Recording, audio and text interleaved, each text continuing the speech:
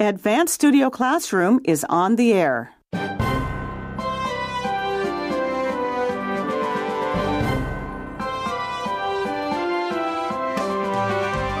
Dreams are not without challenges.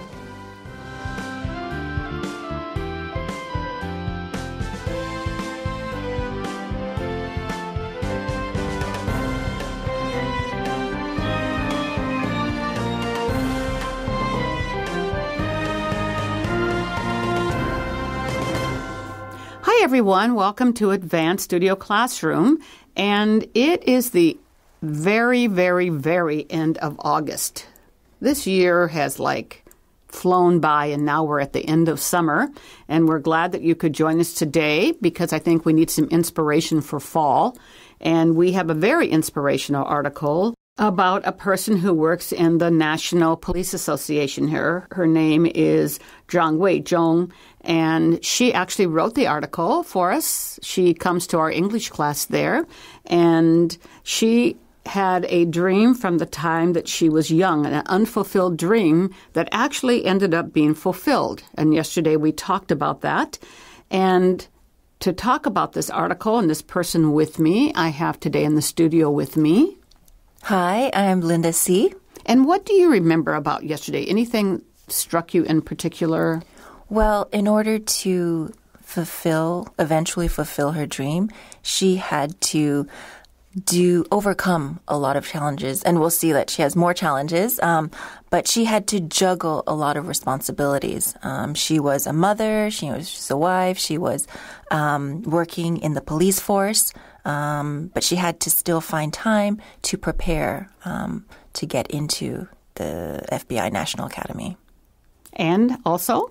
So, hello everyone, this is Josh. Glad to be back to talk to you about this inspirational article. And I think my point from yesterday is that so even though she had a dream as a young girl about studying abroad that she was not able to realize, and that life happens in between, and the next thing you know, you have a job and a family and responsibilities, even though it seems like it's not in your reach anymore, to still not give up on yourself, because you never know when those opportunities might come around. Right. So keep an open heart and an open mind. Mm-hmm. And my name is Linda, and I'm very happy to be here with you today.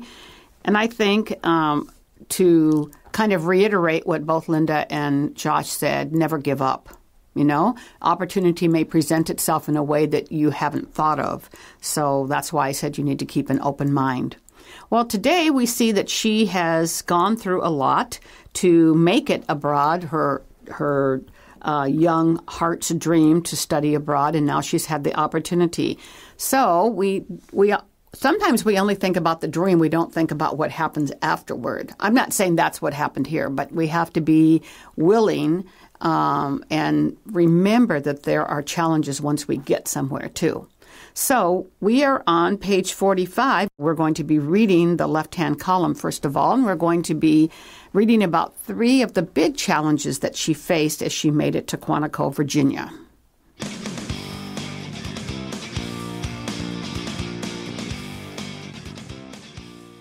Challenge number 1, language. The first challenge I faced was the language. Although we all spoke English, there were all kinds of different accents. I struggled as I could not communicate easily with the international attendees. I felt disappointed, and I missed my family and everything in Taiwan very much. However, through numerous interactions during the training activities, I became more familiar with the new environment and the foreigners. To them, I was a foreigner too, surrounding me. Challenge number 2, homework. The second challenge I faced was the amount of homework we had to do. Among the courses I participated in, I was required to finish almost 30 different kinds of assignments, including written papers, individual and group presentations, real case study analysis and assessment, and online role-play scenarios. It was the first time I had to finish so much homework in English in such a short period of time. But once I started to get used to it, the easier it became. I can't forget the moment I got my first paper back and read the positive comments. It seemed I'd conquered an impossible task. Challenge number 3, getting fit. Participants were also required to attend fitness classes and take part in weekly challenges, like sprints, long-distance running, or high-intensity interval training, which were aimed at strengthening our bodies.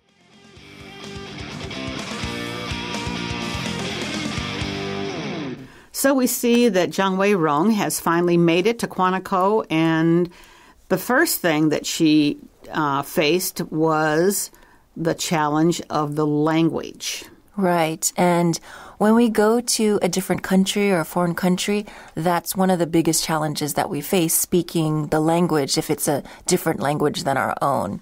And so here she faces that challenge. And even though she knew English already, there were accents that she had to deal with.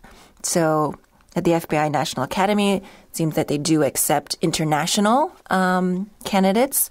And so there would be people from different countries. And also within America, there are different accents as well. People from the North, South, Midwest have different accents. And for somebody whose first language isn't English, those can be confusing or unintelligible sometimes. And sometimes even if your first language is English, True. other accents can also be very confusing sometimes. Yes, Right. very true. I think I would encourage you all to, when you hear somebody with a different accent go, oh, they don't know what they're saying, or they don't know, I can't understand them. If you're going to travel internationally, it's really good to get used to at least trying to listen to them so you could see if you can understand them. It's just an accent. It's not a different language. Right. And it's not an indication of someone's intelligence. Actually, it's a great indication of their intelligence because they're speaking a second language. Right. So, especially if you go to, most of us here speak very standard English, I think. But if you travel anywhere in any part of the world, we have kind of like the news English that we speak. So you'll understand the news if you go to the States, but as you said, there are accents from all over the world and different regions of the United States. So you need to be prepared. Right. But when that happens, okay, I think this is a very, very natural and common reaction. She struggled because she couldn't communicate easily with the international attendees. And how did she feel about it? She felt disappointed.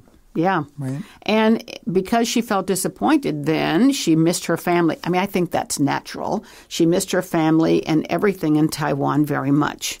Even if we dream about something, when we come up against challenges sometimes, we retreat to what's normal for us. Sure. Have you found that? Both of you have lived abroad extensively. Right. I think it's a natural thing experiencing homesickness, especially around the holidays, things that you are used to doing, traditions. You miss those things when the holidays come around. But it's something that you get over, Sure. And I think sometimes what happens is that, you work so hard for something, dream about it for so long, and then when it becomes real, it also turns out it's also still a lot of hard work that can be very exhausting. And when you're tired, it's easy to become, like you said, missing what's familiar. Right. I think it's because you don't really have anybody that you feel you can communicate with, like that you can really understand, because she said she was struggling here. And, when we struggle, when we work so hard to accomplish something and then we get there and we're still struggling, then it makes it like, whoa, why in the world did I ever come here? Sure. Right.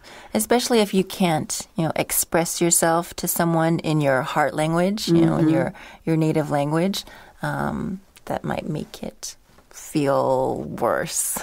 Right. And she couldn't communicate with the international attendees because some people's accents are very strong. So as Josh said, even for native speakers, sometimes, we're kind of struggling, like, what is that person saying, especially if you're not used to an accent. But you have to persevere, because she said that through numerous interactions during the training activities, she became more familiar with the new environment and the foreigners surrounding her. So, To me, she doesn't have much of an accent, but to another foreigner from another country, an English-speaking country, or somebody that has learned English, they might not be used to that accent as well. Right. So that makes communication both ways kind of challenging. It's true. Mm-hmm. Mm-hmm. And she has the word foreigners here in quotations because to her, it's the people in the States, are foreigners. But to people there who are natives, she was a foreigner to them. Right. And I want everybody to notice that she said she became more familiar with the new environment. And sometimes that's also part of it. It's what we're not used to. And, it's a challenge sometimes to know, where things are, how to do something. I think for us, like living in Taipei, our favorite place is 7-Eleven. Sure. Because you can do anything there. But you can't. That's not true in the States, Even something that you see as familiar has a totally different function sometimes in another country. Yeah, I think if I was, Taiwanese and I went to the States and saw a 7-Eleven there, I would be sorely disappointed to find out it doesn't do nearly anything. Yeah. It sells you snacks. Exactly. That's about it. I know I used to hear this from people from here, especially from Taipei City, going to the States. They felt very lonely because there are no people on the streets. And even in a lot of big cities, there aren't the kinds of outdoor kind of things. A lot of people just stay in their houses. And, when you walk out, especially if you go to a suburb area or even on campuses, you don't see a lot of people around. So people... I don't hear people talk about that so much now, but in the, 10 years ago or 15 years ago, a lot of people couldn't handle it. Sure. Because it was it was so lonely. There are no people out at all.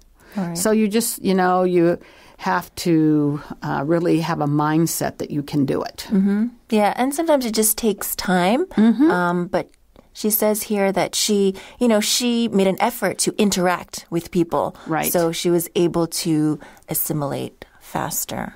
I think that the next challenge also, I was very impressed with the next challenge she faced, and it is extremely rigorous. Okay, this next, she said that the next challenge she said she faced was the amount of homework she had to do. It was like, whoa, because you're doing this in a foreign language, remember, okay? So what did she do here, Josh? Well, she had a bunch of different courses that she was participating in. And then, of course, each one of those had different types of homework assignments. And then she had to finish almost 30 different types of assignments, right? Mm-hmm. So from written papers, individual and group presentations, case study analysis. So all sorts of different things that she was expected to complete and then either present or turn in. Right. And so I think this brings us back to the first challenge of language, because when it says here she had to do individual and group presentations, they had to interact, So you had to really hone your listening and communication skills because you had to be on a team. And if you can't understand your team member, then you are in big, big trouble. Mm-hmm. So I think part of this is just getting used to also working in this kind of an environment. So did you think that this was kind of a challenging part of her study abroad, Linda? Definitely. I mean, she had all of these different assignments, and in she 10 says, weeks. Yeah, she had to finish it in such a short period of time. So this was definitely a challenge for her. Well, I think one of them is, when it says written papers, notice it's more than one. Sure. And she's writing them in a foreign language. Mm-hmm.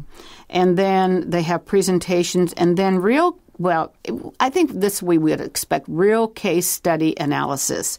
So what is a case study? This is police work, but what is a case study, Josh? So a case study has different meanings sort of in different careers, but sort of in general, it's a detailed account that, gives information about the development of a person or a scenario or an event, especially to show sort of general principles or what's been going on. And so, for example, in a criminal investigation, it might be for a particular crime all of the people who were involved in the crime, all the witnesses. In social services, it might be for an individual, their background, their history, their family relationships. So it's a lot of information. Right. And they had to analyze and assess that particular study that they were focusing on, right? To probably see how they would handle it and what is the right way to go about taking care of a situation. Mm-hmm.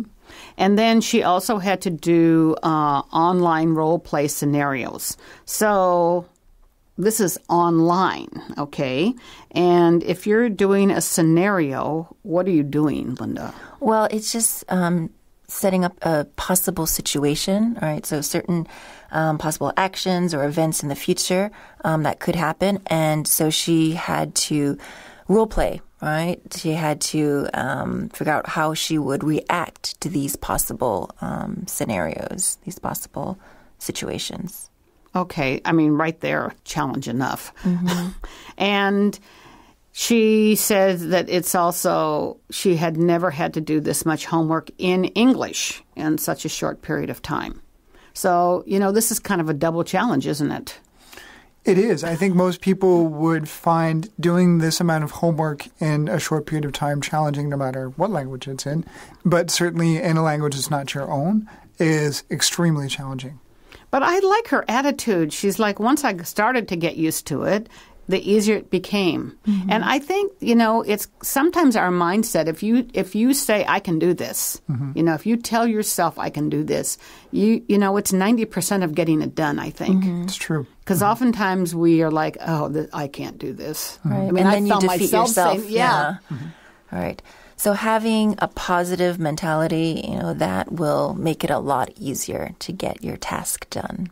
Right.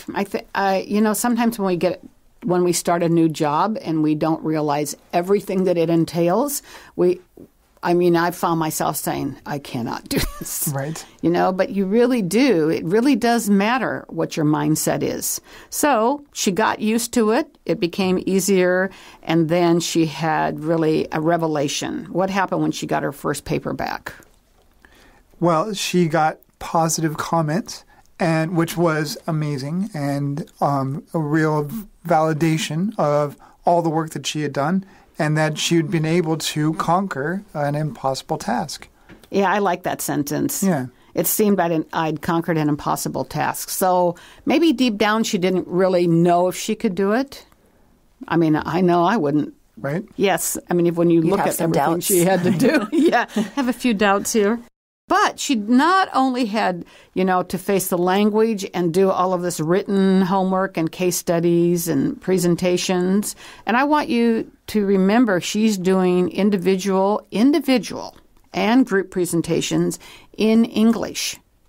Okay? And she also had to listen to these in English from, other police officers from around the world and try to comprehend what they were saying. So this is very, very challenging. But then the third challenge was getting fit. Right. There was also a physical challenge. Oh, my word. As well. This is all around training. What did they have to do here, Linda? They were required to attend fitness classes and take part in weekly challenges. And these weekly challenges included sprints, long-distance running, or high-intensity interval training. Well, we hear a lot about sprints actually when we listen to like foot races, right, or the Olympics. Mm-hmm. So have you ever, either one of you ever been a sprinter? When I was really young. We also hear this in bike races, right, in sprinting. Right. So sprinting is a short and very fast race, and it's usually the long part of a race, right? They have different lengths of sprints, right, I think. Right. For running, for track and field, you have the 100 or 200 meter. The most famous would be the 100 meter because Yeah. Or they even have 50 meters as well. But yeah, you run very, very fast over a short period of a short distance. And same with biking. Mm-hmm. It's usually, the most exciting sprint is at the very end of the race, in which the racers, they go as fast as possible to get to the finish line. Right, and if you've been following the Tour de France this month, right, then you'll see that. Last month, Oh, last month. Or earlier I was this summer. watching the Italian one with my husband back in May and watching them sprint at the very end. Yeah, it's very exciting. And it's like, I'm always like, whoa. So they had to do sprints and long-distance running and high-intensity interval training, which is commonly called HIIT. HIIT. And, HIIT. And they, that's intense effort. Well, they alternate rest and a little bit lighter training with something very high intensity. And it goes back and forth. So they're strengthening their bodies. So she's getting hit on all levels here, it looks like, right? Like she is very physically, much, right? Physically, mentally, and also emotionally. Exactly. Right. Well, she's done well here, and now it's going to be time to say goodbye. So let's read what she has to say about that in the right-hand column on page 45.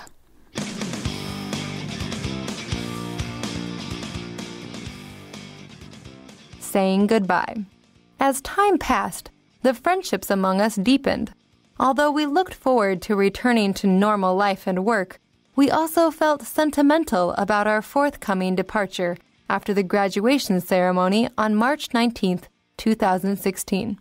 As a result of this training, I not only increased my professional knowledge about law enforcement and strengthened my body, but I also built many lifelong friendships with international law enforcement leaders. Moreover, I gained a lot of confidence in my English language abilities and learned how to get along with people from other countries. As a famous proverb says, parting is the expansion of power. 离别是力量的延伸。 I deeply believe this kind of learning experience combines the many strengths a person has and will aid in the fight against and prevention of crime in every corner of the world.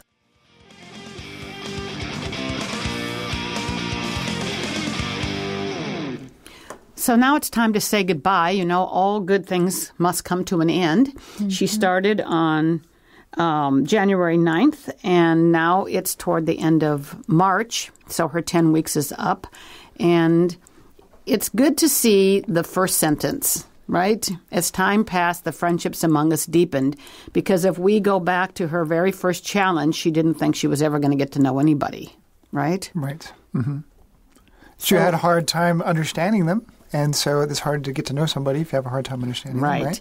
But she overcame that. She met that challenge and overcame it. And now, what is she finding herself feeling toward the end? I think this is very common. Yeah, she started feeling sentimental. And when we use sentimental, just means that we're moved by emotions. Or if we say someone is particularly sentimental, that they're influenced strongly by their emotions. Right. And you actually, it has usually a good feeling. You're looking back at things you've done and have happy memories. Yeah, I would say people usually describe feeling sentimental when they're talking about good times with old friends or important times with your family in the past. So those sort of experiences will make people feel sentimental. Right, reminiscing about the past. Usually they're good feelings. Yes, and they all were feeling that way as they were looking toward their graduation at the middle of March, I guess they graduated. And she learned some very important things as a result of this training. What does she say that she learned here? She got professional knowledge, but what else? Well, she also got professional knowledge about law enforcement and strengthened her body, but also built many lifelong friendships with international law enforcement leaders. Yeah, so she now has contacts around the world. And the other thing is she gained a lot of confidence in her English. Right, in her English language abilities. And the other important thing is that she learned how to get along with people from other countries. I think that she learned a lot on a lot of different levels here, right? Because it's, if we go somewhere and we need to be open, if you learn how to get along with people from other countries, that in and of itself is a big accomplishment. Right, a very valuable lesson. And gaining a lot of confidence in a foreign language, she had to use it every day. We don't know if there was anybody else that spoke Chinese at this conference. So, if you're planning on going abroad to study, this is what I always used to tell when I was teaching my students not to do. Don't go to a university and don't get a bunch of Chinese roommates because you will never learn English. Sure. And even though it's very difficult at the beginning, you need to get out and meet society and get yourself some an American or another non-native Chinese speaker as a roommate. Because if you don't, you're never going to learn English. And she even says here it was hard in the beginning, but after a while you get used to it and you'll gain more confidence. And also you'll make friends from people from all over the world. So, it's very, very self-satisfying, I think. Sure. And then she says partying is the expansion of power. And she really believes that what she says at the end of this paragraph here, Linda, what does it say?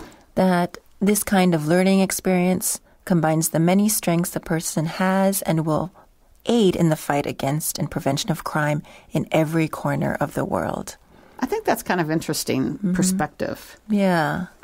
So, with all of the graduates from her class or session, they all are going to go to back to their countries or in their part of their worlds to fight crime and, And they have connections around the world. So, you can keep those friendships forever, and also you have those connections too.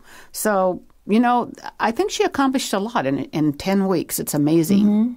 And we hope that you also will find this inspiring, no matter what field of study that you're thinking about pursuing or what your dreams are. They can come true. So never give up.